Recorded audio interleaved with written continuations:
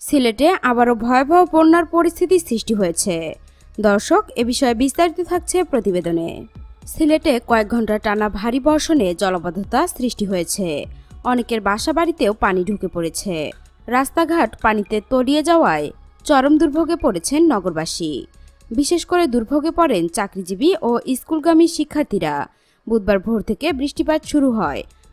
জানা গেছে, বুধবার ভোর থেকে বৃষ্টি শুরু হয়। সকাল 7টা থেকে টানা 2 ঘন্টা ভারী বর্ষণের কারণে তলিয়ে যায় রাস্তাঘাট।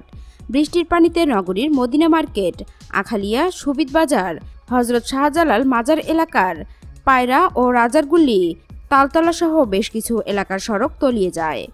অনেক এলাকায় সড়কে হাঁটু সমান পানি দেখা গেছে। সড়ক উপচে পানি ঢুকে পড়েছে মানুষের বাসাবাড়িতে। সিলেট সিটি কর্পোরেশনের প্রধান প্রকৌশলী নূর আজিজুর রহমান বলেন, ভারী বৃষ্টিপাতের ফলে ড্রেন দিয়ে পানি নামতে সময় লাগছে। তাছাড়া আমাদের টিম মাঠে কাজ করছে।